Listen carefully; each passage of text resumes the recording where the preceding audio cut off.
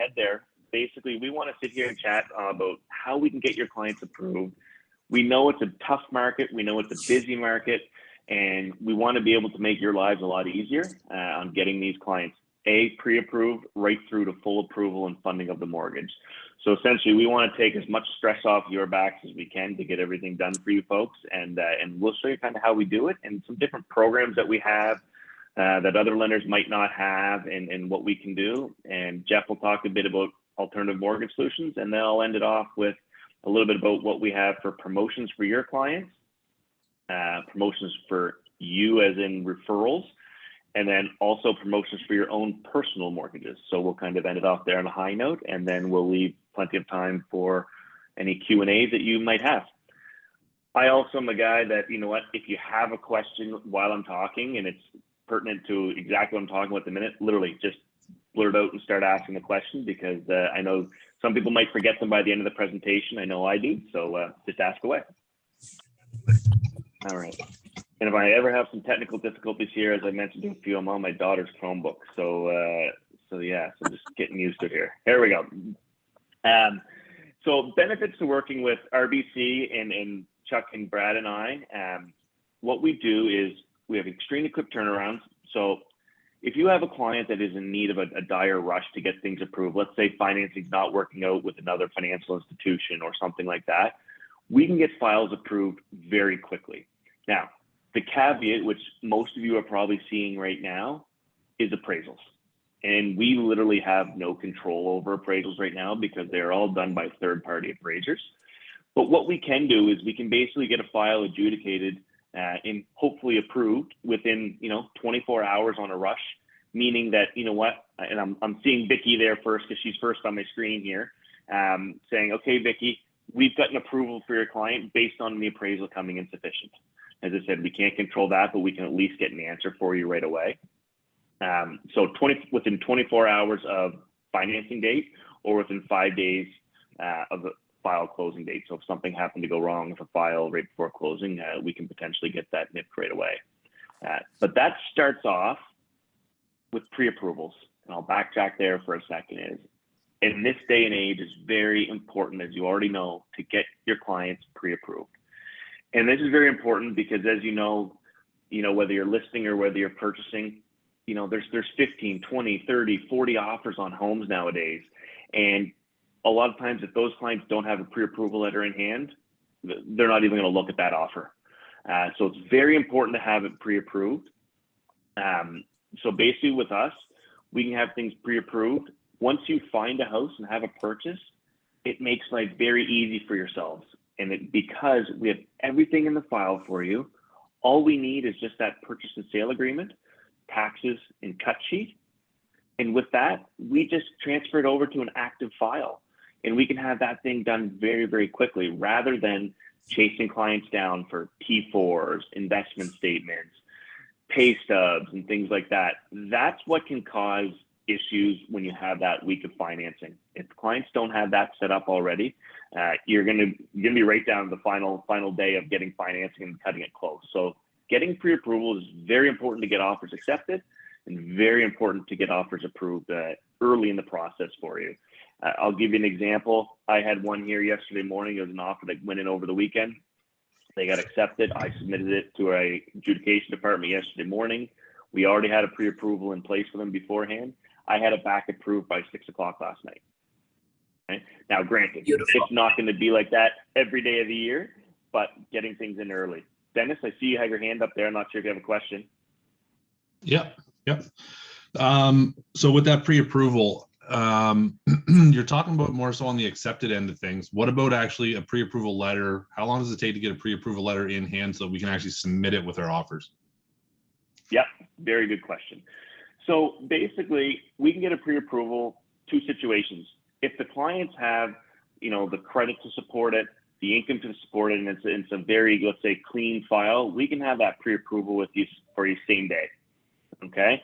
If there's something where we need to have, let's say it's a self-employed business person where we need their T1s to show what they're writing down on their income, or let's say they might have a couple little 30-day late payments where it doesn't automatically give us a pre-approval, in that instance, we send those pre-approvals to our credit department, and it's usually a few days to get those back. So essentially, it's either right away we can have one very, very quickly, or it's 3 to 5 business days to get if there is a couple little issues or something with income or anything in that application to get pre-approved. No, very good question. One thing I jump in and just say one quick thing too. Absolutely, Brad. So one thing I've been seeing a lot of, I think Kyle has as well, is sort of tailored approval or pre-approval letters as well. So let's say your client's pre-approved for $800,000, but they're putting an offer in at $620. You don't necessarily want to submit that $800,000 pre-approval letter, because now the buyer and the buyer's agent are looking at it and thinking, well, these clients can pay a heck of a lot more for this house, so maybe we can push them up a little bit. So we can tailor that approval letter to reflect your offer as well. And even if it's multiple, I mean, I had a client the other day who was, putting in 3 different offers on 3 different properties, and I made it 3 different numbers. That's an easy fix for us, and it's 2 minutes and potentially could save your client from having to overpay. Can we almost just get those ahead of hand? Can we almost get those ahead of hand and just have 3 different ones? We know which one the top one is, but then give us 2 other ones in addition, or? 100%. Great, thank you. Yeah, very good question, Brad. And one thing I'll also talk about with this kind of pre-approved stage is we're seeing this a lot more now with people wanting to buy a new house, still owning an old house. And the down payment for the new house is coming from the sale of the old house. We never used to see this a lot because, years ago, people that have been in the business for a little bit, conditional offers were a thing. You used to be able to give those. And now you can't. You have to go in with these homes basically with clean offers. So it has a predicament on the financing side of things, because think about it this way. You're offering on a new place and the down payment's coming from your existing house that's not sold yet. Well, we can't officially approve that because who knows, your house might stay on the market for 6 months. We don't know that. So we need to know ironclad that house is going to close, or you have that down payment available. So that's where there's a lot of different situations where we definitely recommend having pre-approvals in place. There's a few different things that we can do potentially to make it work and show. But basically, we need to have those clients ready to go. So at least get them to touch base with us and pre-approve, and we can have those different conversations with the clients. So very important. Firm approvals. This is a very big one in comparison to a lot of other lenders. When we give an approval, we don't rescind it. Okay. We don't go back and check credit history or income documentation 2 weeks before closing. When we give you an approval, that is an approval. This is huge when it comes to long closings or even potential construction mortgages. Okay. So to give you an example, I'm doing one for a condo downtown Halifax, and the condo is just getting built. It's not going to close until 2023. This client's approved. We're not rescinding that approval for 2 years. So they could change jobs. Something can happen. We are not rescinding that approval. Okay. So that is a firm approval, which is very important. Competitive rates and products. We have a plethora of different products, whether it comes from our home line plan, conventional mortgage, different rates. A big one we'll talk about a little bit later is Jeff coming on the line here and talking about what we can do with him as well. So we have a ton of different products. The other thing is, not going to say anything about other institutions in that sense, but with that being said, sorry, I just lost my train of thought because I just got a chat message there. But basically a lot of different products that we can do. And I'm just getting a message here from one of you that it's a very good one as well. So do you honor the interest rate that you're approved for such a long time? Okay, very good question. We are approved. Your rates are locked in for 120 days, so 4 months. On a construction mortgage, it works a little different. So we have specified construction rates. So what that means is, using this condo that's going to be 2 years out, what we do is we give you a specialized rate for that. It's not what the current rates are. So let's say the current rate is 3.19%. Maybe the rate for that 2 years out might be 4%. Okay. So what happens there is worst case scenario, you got that 4% locked in for 2 years when you close on that house. Best case scenario, if rates are lower at 120 days out from closing, we will give you that lower rate. So some of these condos, to give you an example, that we locked rates in 6 months ago, I know Brad was working on one as well. The rates at that time were around 2.09%. And even with the premium for 2 years out, it was 3.1%. So they're already in a better situation with that 3.1%. So it's actually helped them a lot. So to your question there. I've got one closing at the end of the month that was 279. And at the time when we put it in 8 months ago, 279 seemed like a long way away. But right now, with rates being over 3%, and he's locked in at 279, he's like, "This is great." And that was a 12-month rate hold. So, he's closing, I think, within 9 or 10 months of the 12 months, and he's got that rate locked in. Very good point, Brad. Yep. So with competitive rates and products, we're there. Our mortgage rates with RBC, they are not given to brokers. They are proprietary mortgage rates. So, not bad talking in a mortgage broker, but they don't even have access to our rates, right? So when it comes to different things, always talk to us. One thing, we have 3 mortgage specialists on our team, as mentioned earlier, Chuck, Brad, and myself. And then we also have an assistant, Vicky, working with us as well. So whether it's things like tight financing, complex files, we all have our expertise, and we'll be able to get those files approved for you right away. So kind of like Brad and I are on this presentation, we got Chuck working in the background, getting our deals all done for us. So it works out quite well. And it also works out well that, you might have your broker or mortgage specialist go on vacation and for a few days, 3 of us are here. There's always going to be 1 or 2 of us here to be able to help you folks. So that's very important. I'm going to jump here.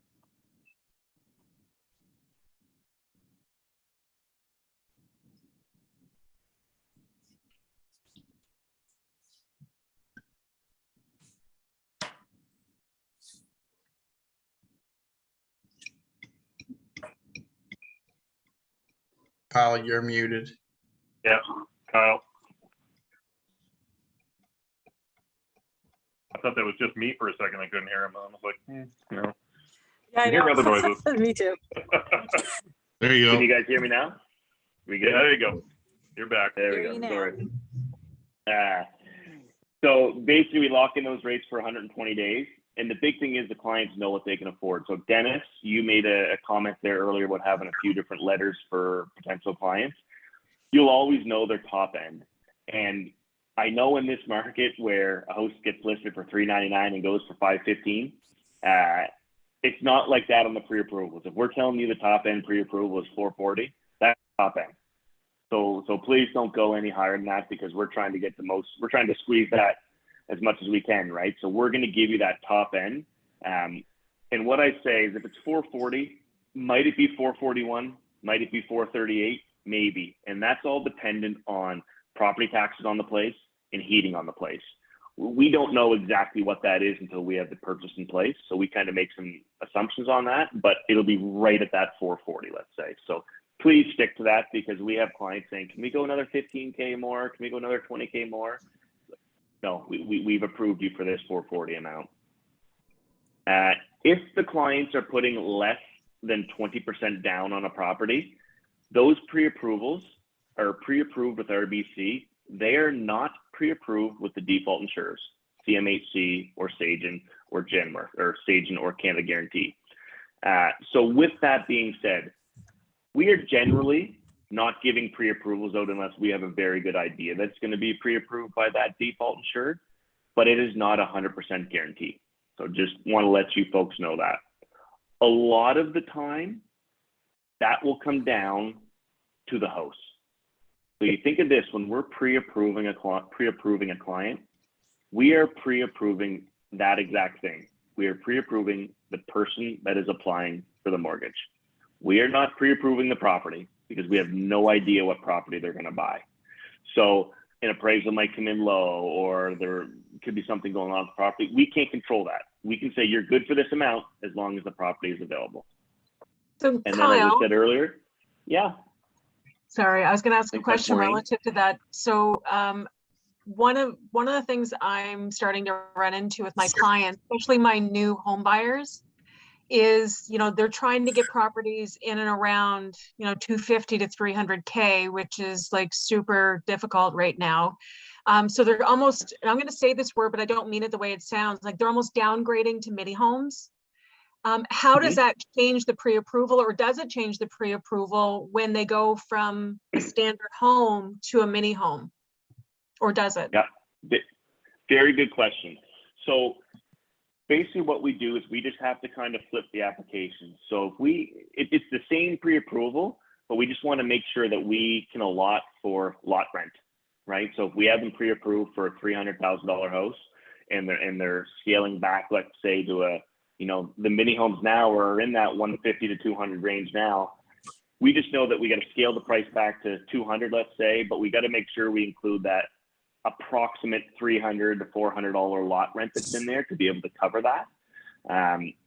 All mini homes, and I'll talk about this on the slide here. I got a mini home slide coming up, but basically all mini homes that are currently in parks, they go through CMHC. So as I said there a couple minutes earlier, we'll have them pre-approved through RBC, but it still has to be approved through the default insurer once we have an offer in place. So very good question. And as I said, I'll touch base a little bit more on that here in one or two slides. Kyle, when Yes. you're doing your calculations for property tax, I know we're looking at the old property taxes, but in reality, that is not going to be their property tax. Do you kind of advise people, you know, don't go to your absolute limit because you may get in a pickle when the next year when your property taxes have gone sky high? And we've seen that in our HRM this year where property taxes went up substantially. Yeah. So. Yeah, very good question there. And the answer is yes. We don't know. We're not the tax man, so we don't know what they're going to go to, but we always just caution them on that, right? In the sense of, yeah, like, you know, there's houses that are going for 400,000 and their property tax are $1,800, right? And I always just let the client know that, you know what, this is going to be changed in a year or less, and it's probably going to go to around 1.2% of what you paid for the house. So, you know, you're buying a $400,000 house, expect your property taxes to go to $4,000, right? Give or take a little bit.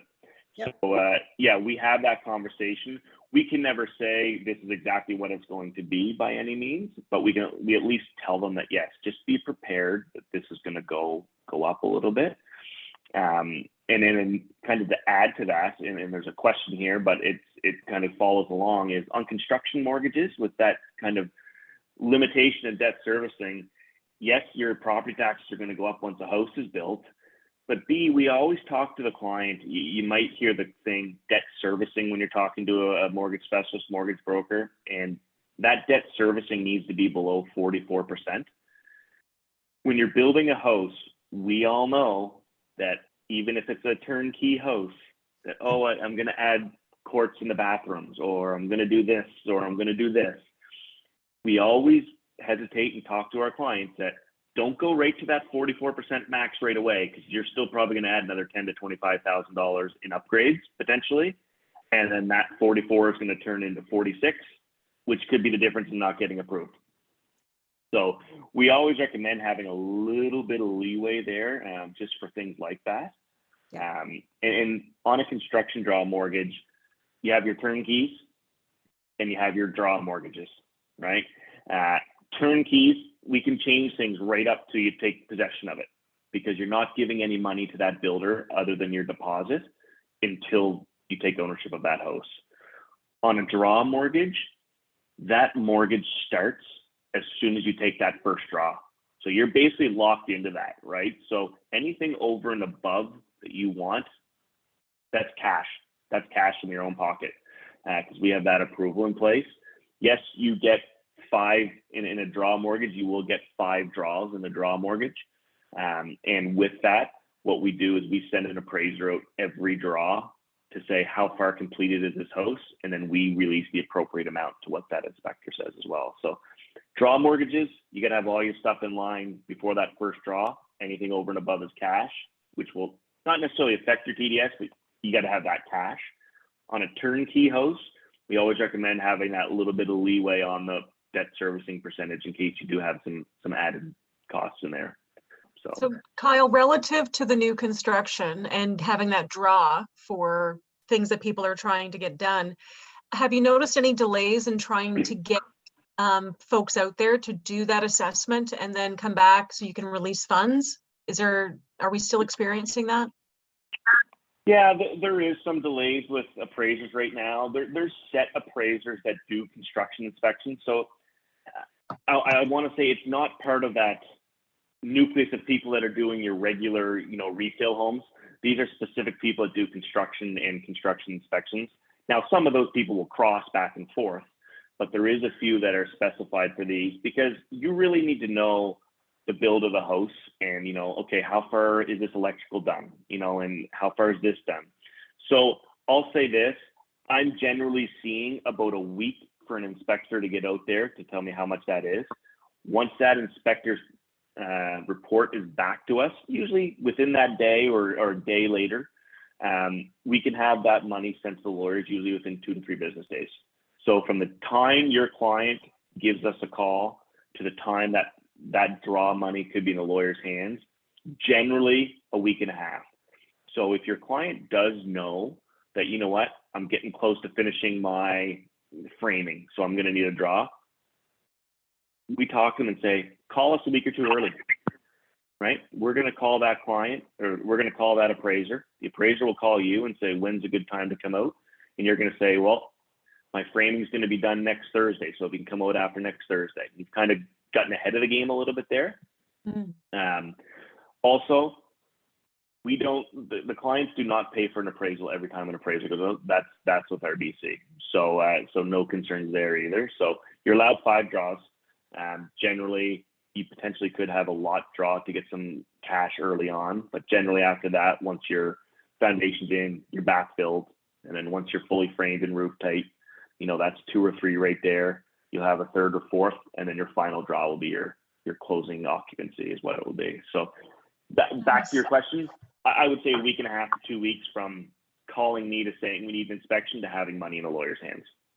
That's actually better than I thought and better than what I've been hearing in the market as far as trying to get somebody out. So that's pretty good. And I like the idea of pre-planning and kind of booking them ahead. So that's really good heads up for anybody doing that. Thank you. Appreciate it. No problem. And one thing I will add to that, it's generally a week to 2 weeks kind of thing. Now, I will say this, if you've got a client that is, 30 minutes down past Musquodoboit Harbor and it's an hour and 20 minutes outside the city or something, it could be a little bit longer. But generally kind of in the HRM corridor here, we're generally that, week and a half to 2 weeks. So another question there about potentially lot purchasing. Do we mortgage a lot purchase? What that would be that would be a regular loan is what that would be with us. And then what we would do is we would pay that out with the first draw of the mortgage. Okay. Now, if you're purchasing a lot and building on this right away, yes, we can include that as part of the mortgage. But if you're going to buy a piece of land and kind of sit on it for a year or 2, that will either be purchased via cash or a credit line or a loan. And then, as I said, we pay that out on the first draw of the mortgage. So, and I've talked a lot about this, so I won't spend too much time on this, but basically mortgage specialists and brokers, everybody has their place in the market right now, and I'm not denying that. But basically a couple things that we talk about is we have special programs within RBC, like our Vantage program. So for clients dealing with RBC, they can potentially get discounts on their banking and other things. We have promotions going on all the time, which I'm going to talk about. So 3 and 4 here, the promotions and the switch-ins. I'm going to talk about what we have going on at the end of this presentation, but also the partnering that we have. We have RBC branches everywhere. So if anybody has any questions, even after the mortgage is funded, they can reach out to us. They can stop in at any RBC branch and get the answers that they need. Financial planners, let's say they're a business owner and they need to have access to a small business account manager or a commercial account manager. We have those all. We can have them connected within an email within 5 minutes. And then they're going to be able to see everything right on their online banking, dealing all under one umbrella, which can be a lot easier for a lot of people. So we always base everything on the overall package more than just rate. And one kind of eye-opening thing that was to me a couple of years back was I had a client that was getting 0.5%, 0.05% lower, so 5 basis points lower from another financial institution than what we have. And they decided to go with the other financial institution, when in reality, we talked about if their mortgage was here, they were going to save like $15 a month in their banking fees and another discount on their Visa and everything. And actually the money they would have saved on those banking discounts would have equated to actually a 0.1% difference. So it actually would have made more sense for them to go here with even just a slightly higher rate because they were saving on the overall package. So that's one thing we really stress, because it's actually putting them in a better financial position. I know it's 10:37, so I don't want to, I'm gonna get through these here, but one big thing here, I won't dive too deep into this, investment properties. We can do 1 to 6 unit non-owner occupied rental properties. The big thing is we are one of the only lenders that do 5 unit and 6 unit rentals under residential rates. So to give you an example, I know Bank of Montreal, if you need a 5 or 6 unit rental through them, it goes to commercial. And there's a commercial mortgage, commercial rates, commercial application fees, which can be significant for some clients. So 5 and 6, big thing here is 5 and 6 unit rentals, we can do residentially. Maximum of 9 properties as a whole, 5 investment properties. So you can have up to 5 investment properties and still have your existing house, a cottage, a second home or things like that, but basically no more than 5 investment properties. The big thing with those 5 investment properties is they can have anywhere from 1 to 6 units in them. So you can have 5, 6 unit rentals, all residential. So that's a very nice perk as well. I know we had a couple questions about mini homes there a little bit earlier. So we provide conventional rates. So our regular mortgage rates on all mini homes, modulars, manufactured homes, we treat them just like a regular mortgage, okay? Where some institutions, they might be some higher rates. So to your point there earlier, the pre-approval will be exactly the same. We just allot for the lot rent in there to make sure that they're still approved for that. Mini homes that are in a park, as I mentioned, are all CMHC. Mini homes that are on their own land, so if they have their own land, they put a mini on there, it could be one or the other. And the difference there being is, if it is blocked and skirted and not on a permanent foundation or tech posts as some might see, or things like that, then it will still go to CMHC regardless of how much your down payment is. But if you do have it on a foundation or on tech posts, then if you put 20% down, you do not have to go through CMHC. That's Okay. really good to know, So that's Kyle. I do have a question relative to the age of mini homes. Does that impact whether or not they would be approved for a mini home loan? Yeah, so generally we see that a lot with, so if it goes on a permanent foundation, it's literally treated like a regular home, like a single family dwelling home. If it is blocked and skirted and truly like a mini home that's in a park, again, that's going to be decided by CMHC. And generally, yes, you are correct in saying that the age of the home could potentially affect their approval. What we see a lot is CMHC might say, well, there's only 20 years left of economic life in this house.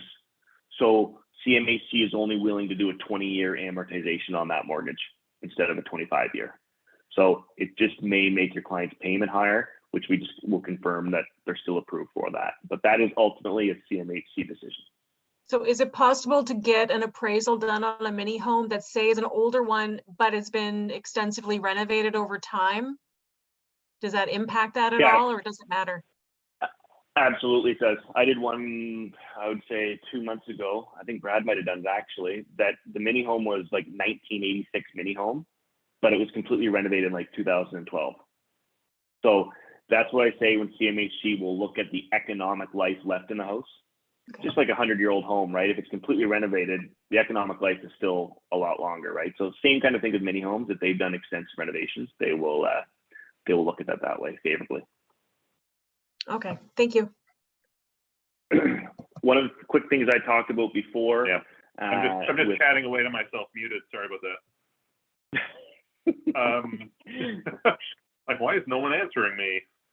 I believe the number is 40 years that they have on there as sort of the economic life if it hasn't been updated. So if you see it, as you say, if something has been extensively upgraded, obviously it can last a heck of a lot longer than that. So in those cases, we would just put in the notes and say, appraisal requested, condition is completely updated and requesting 25-year amortization. So that's all in, that's sort of up to us at that point too, where we just have to make those notes and build the case. Okay. Yeah. Good. Very good point, Fred. This program here, I just wanted to highlight this program, but we have a ton of these, and this is why I talked about it, the full banking package. So we have a part of RBC that's called our Group Advantage program, and they go around to companies to set up these group banking plans, which like Keller Williams has one as well. So one of the big ones that we have, and I always talk about Nova Scotia Health because there's a ton of Nova Scotia Health employees in the HRM area. So you might see this one a lot more than others. We have special programs for them. And if Nova Scotia Health employees get approved for mortgages and take mortgages with RBC, they're going to get additional RBC rewards points. They're going to get additional bank account savings. They're going to get specified Group Advantage financial advisors to work with them, right? Because they are a Group Advantage employee. That is for all Nova Scotia Health employees, not just doctors and dentists. That is for every single employee that is employed by Nova Scotia Health. Now, we also have specified programs for medical and dental professionals, doctors and dentists. So clients that might be in residency as a doctor, we can use projected income for them. So a medical specialist that wants to be, any kind of specialist, neurosurgeon, let's say, or an orthopedic surgeon, if they're in their residency, we can use a projected income of $300,000 to potentially get them a house. We know they're not making that, but we know they will be making that at some point in their life.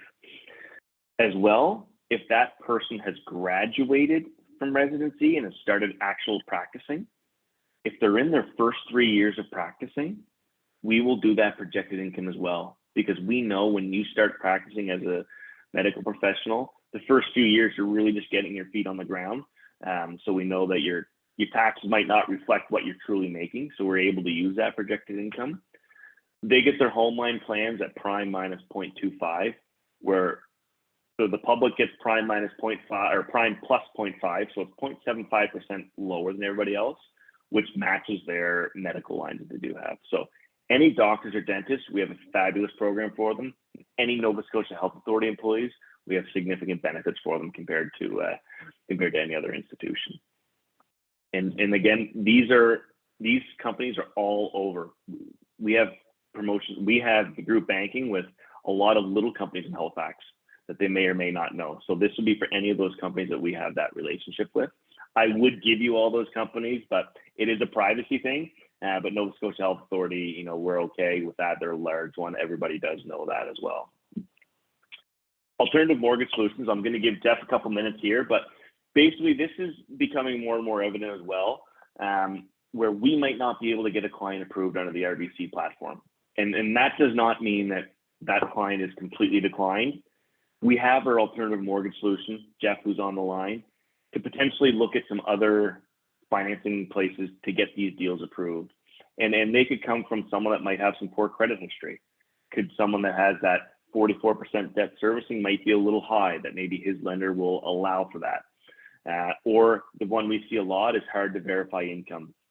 This could be a self-employed person that's, saying they're making $175,000, but they write down $150,000 and they're showing $25,000 on their tax return. But Jeff might have ways to be able to beef up that income a little bit. Now, this potentially could come with some higher interest rates, but I'll let Jeff talk about that. But the big thing is, if this house is something that our client really wants, it might be the way to get that done. So we meet with the clients. If we can't get them done with RBC, we reach out to Jeff to say, look, Jeff, can you take a look at this and see what can be done with this?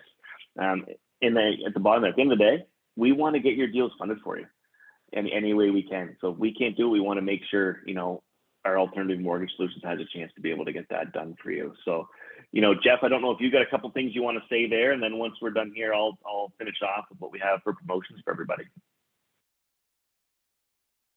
I don't know if Jeff, you're on mute there. I'm not sure if you're still there or not. There we go.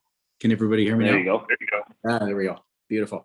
Well, good morning, everybody. And thank you, Kyle, Brad, Chuck, for inviting me on this call. It's really great to participate on this. Really stoked and excited about AMS because it really is, I call it real life lending for folks that have kind of gone through and scraped their knees. They've had some life issues. It could be credit issues, or they could be self-employed people. There's a myriad of different reasons why somebody would end up in the AMS channel. But certainly it's providing that alternate solution. And I like to kind of coin that phrase for my clients. And certainly when I work with Kyle's clients and all of his peers, I'm like his trusty plan B guy.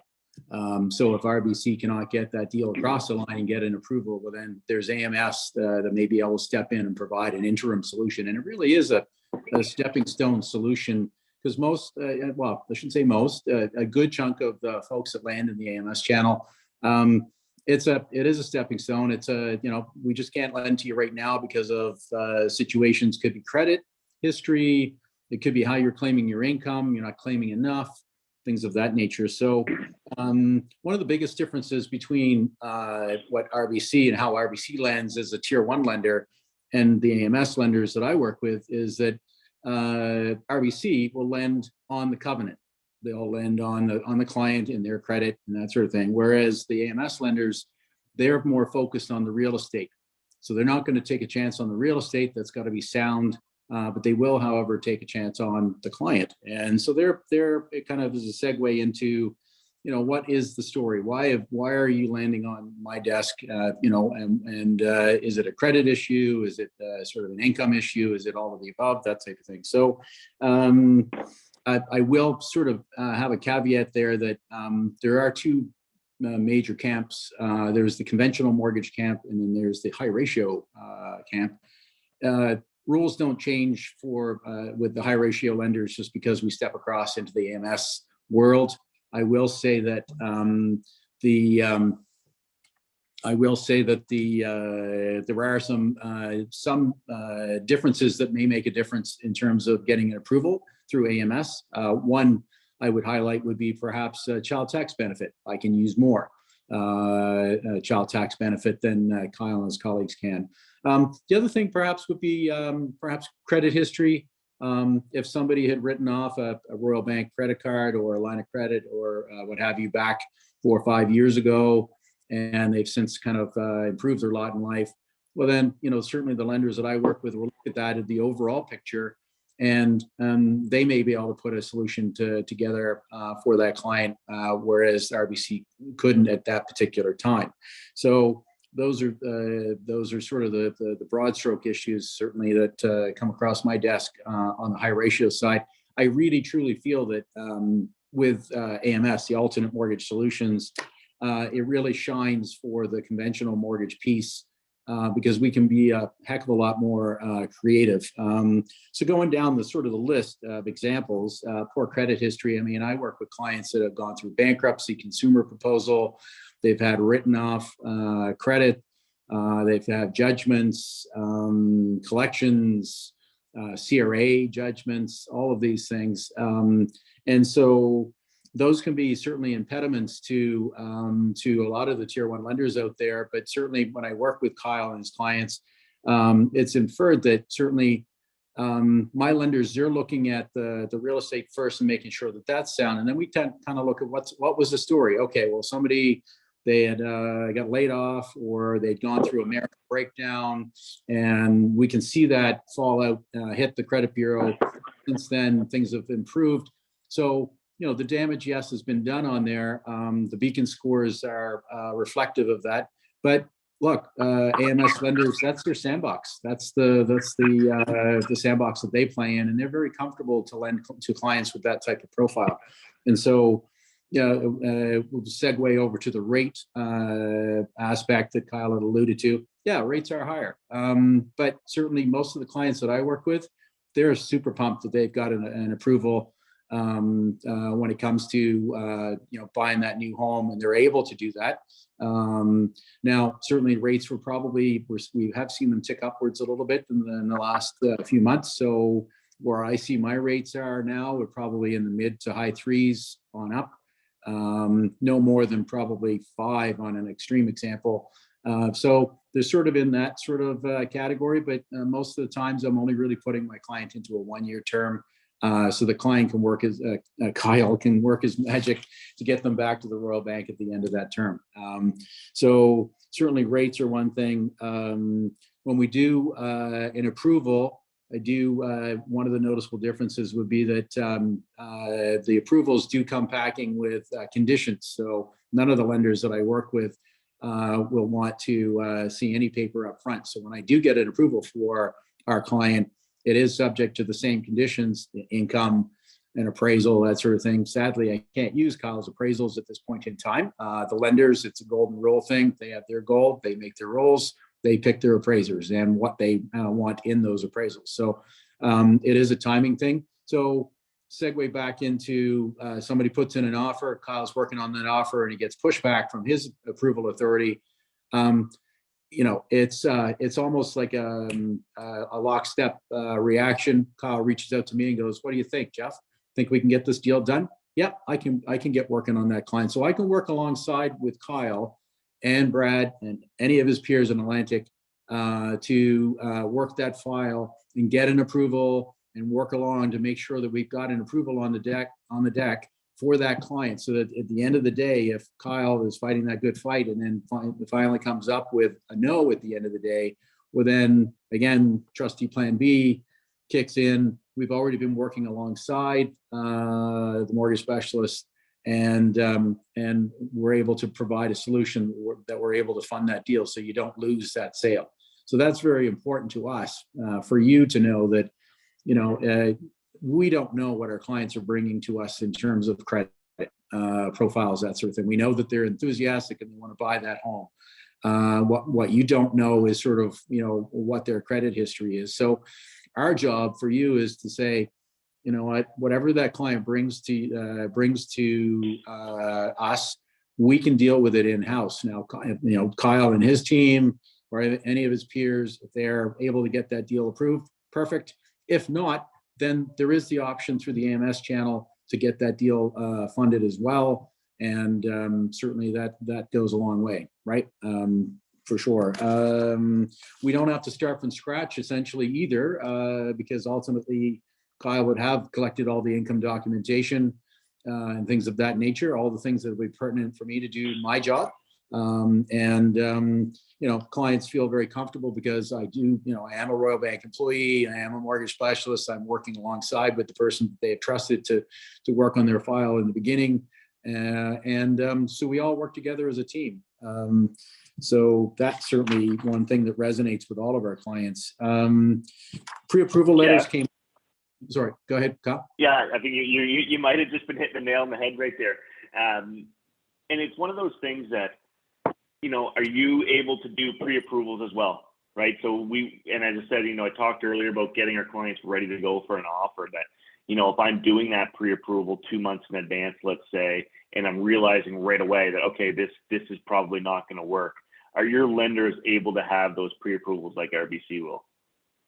So again, I'll lead off with the real estate is the most important thing, and certainly on the default insured side, if we can look at a client's credit profile and see that the credit would meet guidelines from the insurer standpoint, and we know that the income would be fine, and maybe it's one of those two things where it's a child tax benefit thing or a credit thing, then as long as it really doesn't matter about the location. Now, I will say though, if we step across into the conventional mortgage side, then it is a location thing. So we do need to make sure that first and foremost, where's the client looking for that home? Oh, they're looking for it in HRM. Great. Okay. So then location isn't as much an issue. So then certainly what I do is I would do my application, the credit, I would get that up in front of an underwriter to get sort of a predetermination, shall we say. It is something that I can say, look, I've gone through the whole credit process with you. It's been pre-vetted with an underwriter. It's not a firm approval, but it is as much as we're going to get from the lender, subject to them looking at a full application and a purchase and sale agreement. So, you know, and I can certainly and have done frequently issued letters stating that the client is approved subject to standard lending conditions at that point in time. So, and in terms of rate guarantees, that's not something that I can provide through my channel. I know that came up. Once I do provide paper, in other words, a mortgage commitment, then that rate is guaranteed for 90 days. Usually, I think one lender I have on my roster is 120, but it's generally 90. Awesome. Yeah. Well, thank you, Jeff. I mean, I think that's the key aspect of this is we have options. And then I think that's the big thing for your clients is we do have a bunch of options that's available. So we just want to, as I said, we want to make sure we get these clients approved for you. And at the end of the day, the biggest thing is putting money in your pockets, right? And the way to put money in your pockets is to have firm sales and closed houses. So we're going to try to help you do that as best as we can. So thank you very much, Jeff, for jumping on here with us. And I know we only got a couple minutes left, so let's get into the good stuff is what I'll say. So these are our spring promotions that we've got going on with RBC, and they're for any application started, as you can see, between February 15th and June 30th. So that doesn't mean the house has to close on June 30th. We just need to have an application in, a pre-approval in by June 30th, and they have to close by, I believe it's sometime in October. So basically, very self-explanatory. The mortgage amount between 100 and 300,000, they're getting 500 cash. 300 to 500,000, they're getting 1,000 cash. 1,500 cash for 5 to 750, and 750 plus, they're getting $2,500 cash. Okay. Switch offers, what we've got going on. So this is for anybody that has a mortgage outside of RBC that wants to bring it over to RBC. If they're between $100,000 and $300,000 on the switch, we're going to cover those legal fees to bring over. It's about $1,200 in fees that we cover. We do them in-house, so they do not have to find a lawyer or anything. We do them in-house with our partners at First Canadian Title. The mortgage between 300 and 500, we give that legal fee coverage plus 500 cash. 5 to 750, it's legal fees plus 1,000, and 750 plus, it's legal fees plus 2,000. Now, you'll see a little asterisk on that legal fees portion. This is as long as everybody on the mortgage and on title is staying the same. So, you know, I look at Brad here right now. If Brad was bringing his mortgage over from Bank of Montreal and he's the only one on the mortgage, but he wants to add his wife on there, well, we're not paying to add his wife on there. What will happen is he would go to a lawyer to get what's called a quick claim deed done. They're usually $300 to $500, I believe, to add his wife onto the deed, and then we'll cover the rest of the legal fees moving forward, which would still be about $1,200. On switches, the question, do we cover the interest penalty for a switch offer? No, we do not cover any interest owing. So if a client is midterm on a mortgage and their penalty is $12,000, we do not cover that. You'll be hard pressed to find anybody that will cover that in the market these days. But basically, we offer this cash and offer the legal fees as well. One thing we also do is we'll do an analysis. Maybe it makes sense for the client to pay a penalty and to move it. Maybe the rate's at 4% and the interest savings is going to be well over what their penalty is. So we're always welcome to have those conversations with clients and just to see if it does make sense. If not, we'll diarize it for your clients for a year or two when their mortgage comes up for renewal. So we have these going on. We always generally have a switch or spring promotion and a fall promotion ongoing. So that's what I'm saying. Always stay in touch. We try to get them sent out to the office to get them sent out to you folks early as can be. So just keep that in mind. The referral awards, this is another thing I want to touch on, something definitely to take advantage of, really. This is when you refer clients to us that will close on a mortgage. So if any of you have an RBC Visa, let's say, you'll know what Avion points are or the RBC Rewards points are. If you have between 0 and 4 referrals closed to us on a yearly basis, you're going to get 10,000 points per closed file. If you're closing between 5 and 10 with us at RBC, you're going to get 16,000 points per file closed. And then 11 plus, you're going to get 20,000 points. So to give an example, Jen, you're right there on my screen. If you referred 5 clients off at RBC and they all closed, well, you're going to get what, 16 times 5, quick math on that with my calculator is 80,000 points. You're going to get 80,000 rewards points. Give you an example, it's 35,000 points to fly anywhere in North America with your Avion cards. That's 2 flights to North America, just basically for doing your job. Right. So how do you get these points? Because I'm just thinking of all the ones I did with RBC in the last year, and it's the first I'm hearing of it. Yeah, so we've had this on the go here. I mean, we used to have it outsourced, and we brought it in-house about a year and a half ago. We had done a presentation, you might not have been there. We'd done a presentation there when we did launch this probably a year and a half ago. So basically what we can do is I'll give you my email, and my associate will reach out to you with all the details on how to get signed up for it. Yeah. It's very easy. Yeah, okay. Yeah, and It's then funny that the nice part don't is, do it. yeah, the really nice part is that I find the big thing that kind of goes under the radar a bit is you can refer right to us on that system. So with that, so Vicky, you refer myself a client, you can go right onto that referral award system, type in, I'm referring this to Kyle Seelig, my client's name is Jen Demings, and it goes right to me. Then you can, let's just say 3 months down the road, you're on that looking and saying, wait, I referred Jen to Kyle 4 months ago, and I haven't heard boo from him. Well, you know what? You call me up and say, Kyle, what in the heck is going on with Jen? I haven't heard anything from you. You're not keeping me up to date. And that's on us, right? You can keep us at bay with that, which is great. So, and then what we do is we have it in your system, usually about, it's been pretty quick, but I always generally say 4 to 6 weeks after closing, you'll get the points. But it's a great program to have. And as I said, we have one client at another place that literally is like paying for flights for his family every year to Florida on this program, right? So it can be a very lucrative program for you folks, and it's just on closed referrals, so they have to close on the mortgage. But the other benefit for you folks is, and then I'll get you set up with this as well with our group banking, I talked about it before, is Keller Williams has whether you know it or not, has a group banking like RSP plan with RBC that for every closed deal that you have with us, you get certain basis points on the amount of the mortgage put into an RSP for you.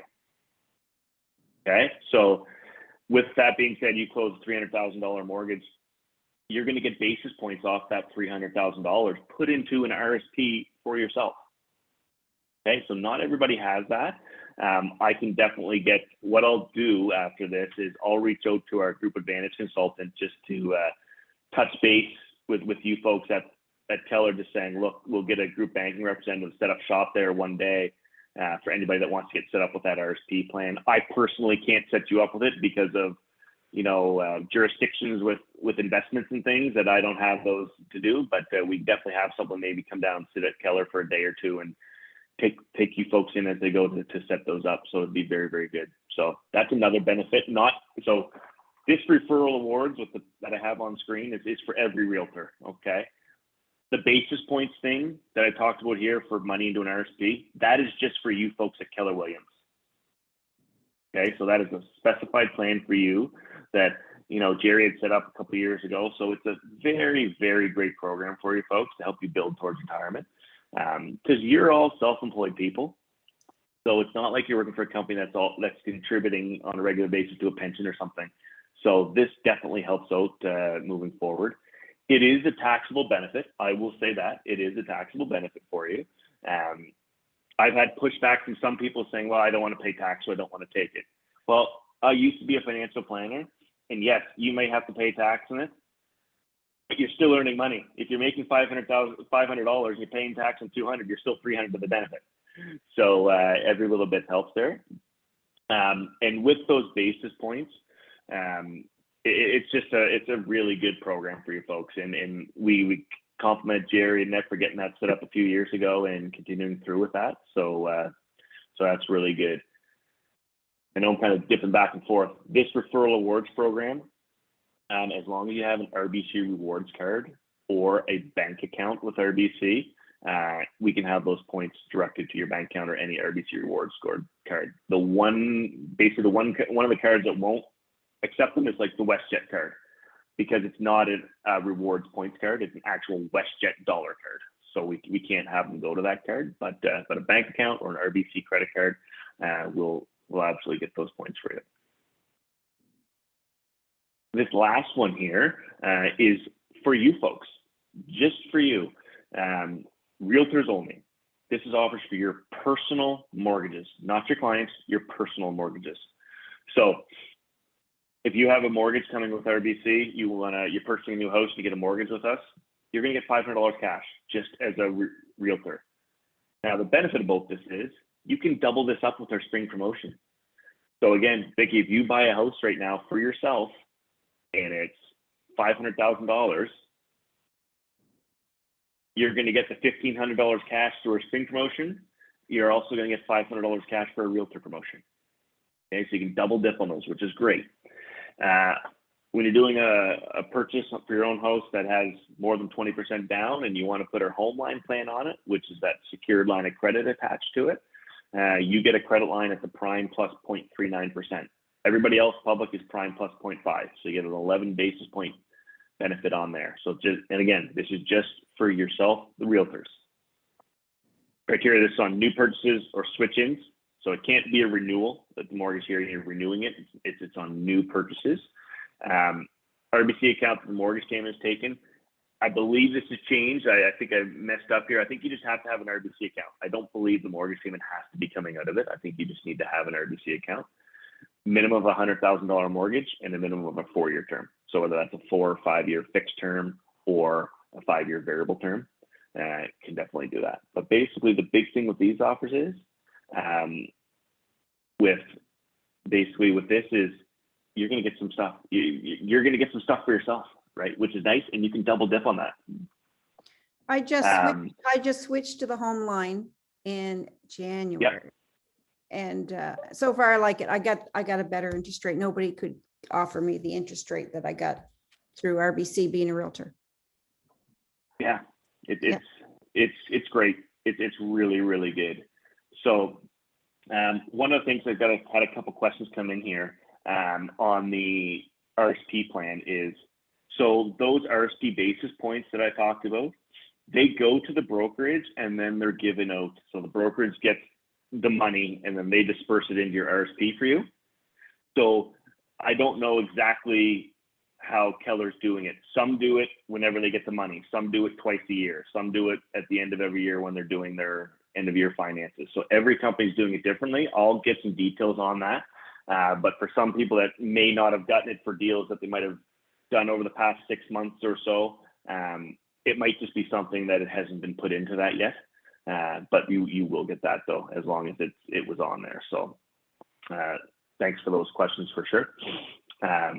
But basically what can happen is this, it's what's called, it's an in-house brokerage relationship with RBC. Not to get into too many details, but basically with these basis points, they go to the brokerage, okay? But the thing is, Jerry and Annette, when they set this up, they could have kept all this money for themselves. They really could have kept it for themselves. They could have done whatever. They've decided that this money is going to go to you as the realtors. Okay, so it's going into those RSPs for you. So not everybody does. There's other brokerages that literally the owner broker is taking all this, right? And they're keeping it, and that's for them. It's their brokerage. Some other brokerages put it into parties or education. Like some might go into education for you folks, which I believe is happening a little bit. Some companies that like Jerry's done is, and I know Jerry's not managing it anymore, but when it was set up as that way, is he's putting it into RSPs for you folks.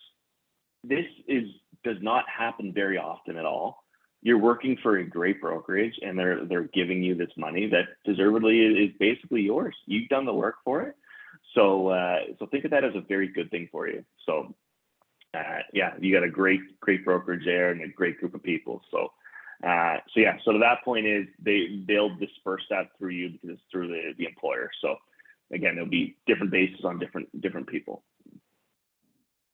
any questions about, well, I guess that was my last slide as it was. So any questions about anything that we've talked about, anything that we haven't talked about that you're wondering or questioning, and that we're all here, whether it's for Brad, myself, or Jeff, we're here. I mean, I know you folks are busy, but we can stay here as long as you want, answering any questions you might have.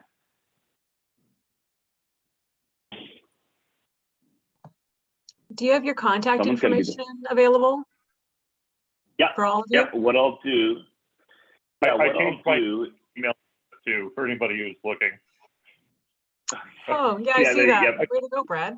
I tried to put my phone number in there too, but it only showed 902. I'm like, well, that's kind of useless. So, What yeah, I'll do Kyle, is, you can share all of our information. I guess I can just type it in there.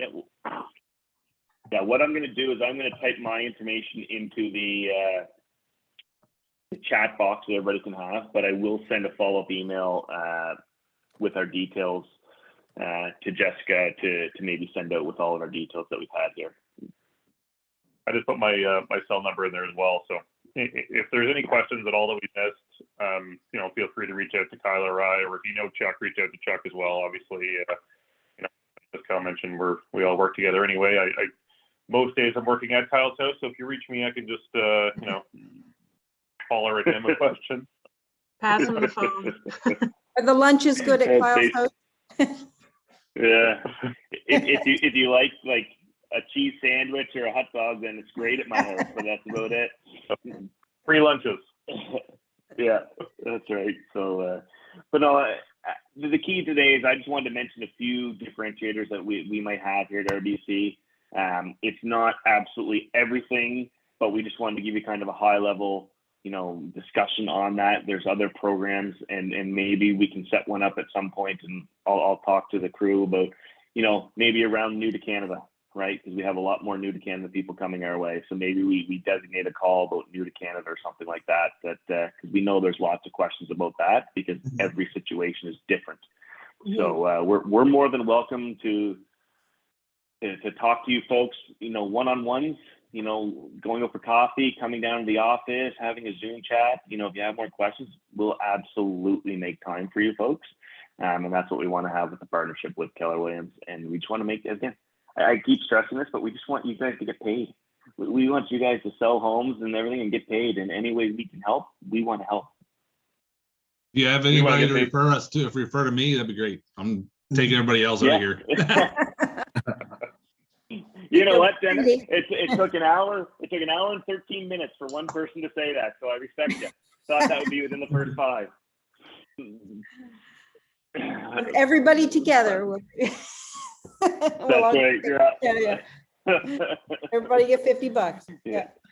Yeah, that's right. Well, and I'll say this one thing on that, Dennis, to be honest with you, we used to see a lot of, you know, years ago, we used to see a lot of clients coming to the bank that, you know, okay, I need to buy a house, and they don't know which end is which, right? They're just like, what do I do, right? And, you know, we used to have a lot of clients that we basically say, all right, we need to find you a realtor. Let's get you a realtor.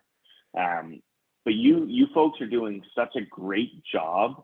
They're reaching out to you folks early now, and a lot of the time we're getting the clients coming to the bank saying, oh, I'm dealing with Alex at Keller Williams. He mentioned to come in, or he mentioned to reach out to you, right? So, you know, you guys are doing a great job with this pre-approval stuff and getting your clients set up. So we really commend you on that. But yeah, years ago, it used to be kind of the opposite. We'd have a ton of people just come in and be like, okay, where do we give them? Who do we give them to, right? But they're coming in prepared now, which is really, really good at the end of the day. So the question, just green, you know, does RBC give referrals to agents? That's, you know, it's tough these days because most, as Kyle said, most people who are coming to us are already working with agents. You know, if they're not, then absolutely, you know, we can say, well, you know, here's a list of a couple that we would work with, and recommend that way. But it's, you know, unfortunately, it is few and far between, because 9 out of 10 are already working with somebody. For sure. Yeah, the tough part with that, Brad, is, you know, compared to the opposite way. Let's say you've got a client dealing with Bank of Montreal. You could tell them to go deal with the broker. You could tell them to go deal with Kyle or Brad. on the opposite side, if I have a client that says I'm dealing with Alex Malcolm, I can't go tell him, oh, go deal with Maureen Ferguson, because Alex, rightfully so, would have them locked into a contract that he's working with them, right? So, which is a good thing. So we always recommend that. But yeah, so that's where it is tough. We would love to switch clients to the realtors that we know are working hard, working well, but it's tough because a lot of them that when we see they're already entered into like one of those agreements saying that they're working with them. But I see another question there about foreclosures. Foreclosures have the potential that sometimes we can give those out to the realtors. They do not go through Brad or I by any means. They go through our upper management to send those out. So when they get foreclosures, they give them to an agent. Now, I believe, do not quote me on this, I believe the pay is a little different on the foreclosures. I could be wrong, because I'm not on that end. But yeah, that's more not necessarily in Brad or mine's hands, but there is potential for some foreclosures. And you know what? That's a very good question, because with rising rates, you may end up seeing more of these, right? With people not being able to potentially afford their homes. So, very good question. Anyone else have questions? How fast can you guys fund like a short closing? I've seen a lot of places, like it seems like speed is what's winning in this market. If you can do speed, if you can do speed and not waive conditions, like how fast from finance approval to closing date? I mean, albeit the lawyer could mess things up. Like how fast can you guys fund? Well, taking out the appraisal side of it, because we have no control over that. If you gave me a client right now, this very second, and we did not need an appraisal, I can potentially have that to the lawyers at 5 o'clock today. Okay. And then it's on the lawyer side of things as well, right? So, it all comes back to that appraisal side of things. But if it doesn't need an appraisal, we can have it to the lawyer, like if it's an immediate rush, within a day. But I always say a day or two, we can have that to the lawyers. So, but if it needs an appraisal, then we're pooched at however long that appraisal is. So essentially, typically you'd have that appraisal. Back. You'd have that appraisal before you give approval. Yeah, with appraisals, it's tough because, as Kyle was saying, it depends on where it is, right? So, like, I had a deal here in Bedford. I got the deal last Monday late in the day, might have even been Tuesday morning, and it closes tomorrow. So we got the appraisal done between Tuesday and Friday, firm approval by Saturday, off to the lawyers yesterday, and it closes tomorrow. Wow. So it can happen. It can happen quickly. I mean, close that deal as soon as early as Monday, which would have been 7 days, including the weekend. Yeah. But if it's outside of HRM, sometimes the appraisal can take 10, 12, 14 days on its own. So, and that's completely out of our hands. We could have the deal fully done, ready to go, ready to hit enter. And then once we do that, we can get it to the lawyer like within a matter of hours. Okay. And I kind of had to step away, and it was kind of funny because I reached out to someone else that he had some questions I was trying to gather some information from prior to this, but he just got back to me now. So I missed a little bit. How long is it for your appraisals, like the ones that you guys are using? What do you find that it's taking? Like how quick can you potentially get one done? Normally, typically, not miracle. Yeah. No, typically I say about a week and a half, typically. Okay. Sometimes they can be pushed and really trying to get that appraisal to get done earlier. So you think of it this way: when we put an appraisal into our system that goes out to the group of appraisers, we enter our financing date in there, right? Or closing date if the closing date comes right away. So if I'm sitting here and it's March the 8th and financing's on March the 14th, well, when we send it out to nationwide appraisals, anybody who looks at that appraisal is going to say this needs to be done by March 14th. And they're either going to accept that or decline it. And if they accept it, then they know they can get it done by March 14th. If they don't accept it, well, it goes to fines, keeps going through the queue until someone will take it that they can get it done at that point. Now, that's one thing. But when the appraiser goes out, they're obviously contacting the seller's agent or the seller to get that appraisal. There's a lot of process with them too. Maybe if you're listing a house, Dennis, and you've got a purchase and sale in the house and it's March 14th, and the appraiser reaches out to you today, and you're crazy busy and you can't get out there till March 12th, well, that could potentially change as well. So that's why, when you're listing houses, always try to get there as fast as you can, because you just think that when you're on the other end at some point, it's going to make your life a lot easier too, right? So it comes down to the appraiser won't pick it up unless they know they can get it done by that date. And then they contact the listing agent or the owner of the house, depending if it's a private sale or not. But the listing agent generally, and it's whenever they can get them there. Kyle, do you mind if I jump in Yeah. for a second? Yeah, go ahead. Yeah, so on the AMS front, certainly what I've seen with a couple of the lenders, they have an auto evaluation methodology now. So, and it's really slick, because where I'm thinking, okay, well, I'm jammed up to get an appraisal and we're looking at a week and a half to get it done. Sometimes we are able to get an auto evaluation where it says, well, we're good to go with that value of $400,000. Thank you very much. So that's one of the conditions that's off the list, which is really brilliant. I do work with one or two appraisers in town for certainly HRM deals, and I'm definitely blessed to work with this one particular appraiser, and she definitely gives me the time of day. So if I do, I'm not a sky is falling guy, but if we have a deal that is imminent and we need to get it done like in 1 or 2 days or whatever, I know I can pull a solid, and she will get out there and she'll get that deal done. So there's ways and means to get things done. The norm is usually about a week or so. Because they're just flat out. I don't think there's enough hours in the day for those folks in their industry for sure. But I just wanted to chime in on that auto evaluation, because it is something that, there's a good chunk of the deals that I do need to get appraisals done, but there are some that I don't, which adds a nice little element to it as well. So, and we definitely have well on the RBC side. We used to see it used a lot more before this, incredible 20% increases day over day. So we're, having to do a lot more appraisals than we used to.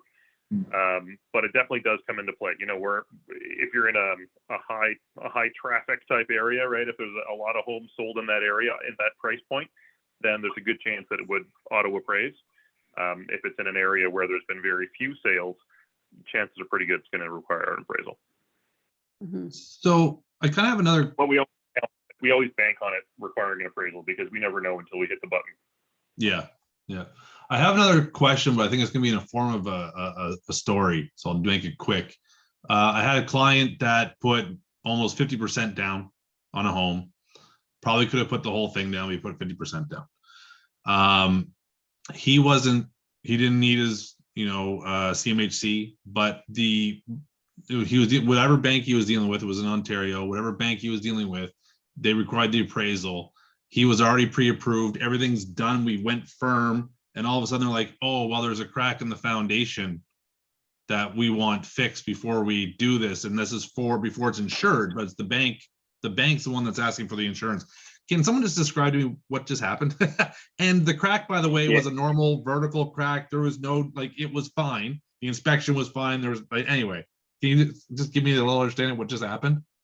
Yeah, good question. So again, back to the pre-approval. The pre-approval is pre-approving the person, not the property, right? Because we have no idea what property they're going to buy. So an appraisal goes out. If there is detrimental things with that home, then the appraiser could say this house is non-livable, or this needs to be fixed to live in, or et cetera. And that could be a thing as part of the mortgage. It might be a condition of it saying that this needs to be fixed. Now, it might not need to be fixed before closing. Maybe your client's doing a purchase plus improvements that they're going to, do that. Can be approved for that, potentially, absolutely. Now, I will say this, through my experience, I've only ever had one appraisal come back that's saying that we will not finance the property because it's detrimental.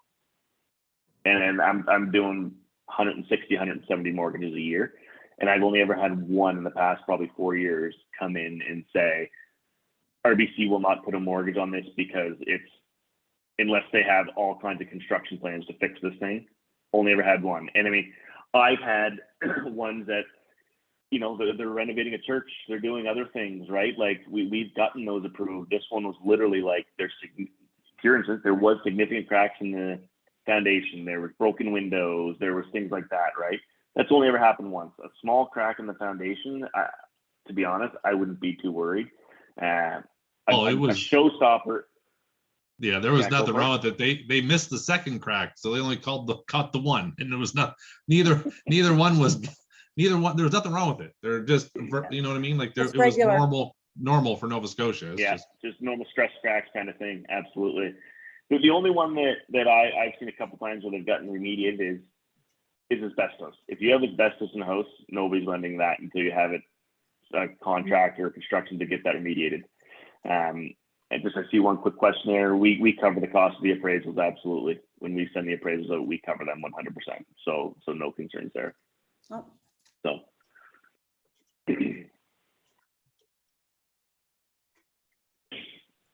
Some banks don't cover that. The people have to Yeah. pay for them. Yeah, that's good to know. I had one that the appraiser questioned there was an old furnace no longer used, and he questioned whether there would be asbestos in that old furnace. So we had to have the sellers went out and sent somebody out, and we got a letter saying that it had been remediated years ago. So we were good, but they will, they flagged that. Yeah. Right. And somebody just asked about Exactly. knob and tube. I don't know about anybody here, but I've never seen knob and tube in a house in Nova Scotia. I've never seen And the that. older ones. Ontario. Yeah. I'll be honest, I don't even know what, I'll be honest, don't even know what knob and tube is. It's the original wiring. The original wiring. Old school wiring. Old school wiring. Yeah. Yeah. Yeah. Well, Renee said there's lots of knob and tube in Nova Scotia. I haven't run into Heritage homes have them. Yeah. Heritage.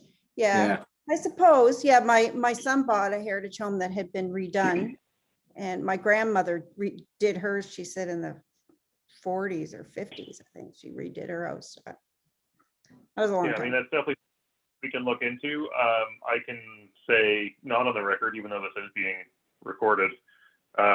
I think it's fine. I've never seen. We've got a lot of old homes, and I've never had anyone come back and question if it was knob and tube. So, you know, I'm quite sure I've seen a purchase plus improvements to upgrade the wiring from it, but I don't think it's a requirement. Yeah. Just a quick note on the cost of the appraisals on the AMS side. The client does bear the cost of the appraisal. It isn't something that we can defer for the client, so that is something on them that they have to pay. And on the quality of the home, because the most important thing they're lending on is the home first, and then the covenant second. So if there are any issues with the home that comes up with an appraisal and it's identified in the appraisal, then I have seen, like, it doesn't happen very often, but you know, they want to see that the home is in average condition, and that it's not, there isn't any detrimental aspects to the home. So, you know, certainly if there's any kind of water damage and things like that, that's one that I have seen that's kind of raised its ugly head. But for the most part, you know, they do look for, you know, a good solid home to as their collateral. So I just thought I'd add that in for people to know that. Yeah, good one, Jeff. Never thought about that on your side of things.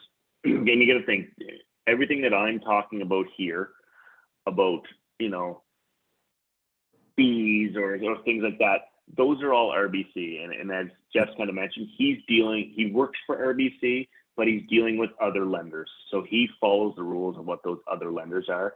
So when a file does get to Jeff, yeah, there might be a few different things going on in that file. But, you know, think of it this way. We are trying to get your clients approved and getting them into that house. So we're trying the best we can. There just might be some different criteria once it does get to Jeff. So, and I'll let that know. If I'm talking to one of your clients and I'm like, look, I can't get it approved, it's got to go to Jeff. And then when I send them to Jeff, I will tell your client saying, look, there might be some more documentation that Jeff does need just to prepare them, because it is a completely different company that they'd be dealing with. This was awesome. Any more Thank you questions? so much. Yeah, we went later Glad than to be able to help. that's great. Yeah. Yeah, lots of questions. I I can get my cheese sandwich now, which is perfect, right? Oh, yeah, that cheese sandwich. Are you gonna I'll be grill over it? at 5. Are you grilling it, or is there craft dinner to go, or is it a tomato soup situation? Might just be a cheese sandwich. I'm too lazy to grill it. And No, but we. I know Kyle mentioned this a couple times, but if anybody has any questions, thoughts, want to run anything by us, sit down, have a coffee. Just want to say hi to Sherry Cat there, walking across the screen. Yeah. No, we're like, we'd love to get together, love to sit down, love to get on a phone call. If it's a coffee, if it's a lunch, whatever. We'll always talk for you guys anytime you any questions at all. That goes for Jeff as well, I'm sure. Absolutely. We can all get together. Thankfully the world's opened up again, and I'm just excited to leave my house. So I don't know if you guys are. Are we all? Do it. Let's shake hands. Let's hug. Let's just get outside. And we'll go for a cheese sandwich, apparently. That's right. That's it For everyone. Yeah. I'd just like to thank you guys, Kyle, Mark, and Jeff or Brad. I'm sorry. Did I call you Mark? That's okay. Yeah. I don't know. I called you Mark. Anyway, Kyle, Brad, and Jeff. And you got me all with I'm hungry, the cheese sandwich thing. Thanks, guys, for being here today. No problem. And thanks for everybody for coming along and asking a lot of great questions. And it's going to be taped so everybody can hear our discussions about the cheese sandwiches. So it's great.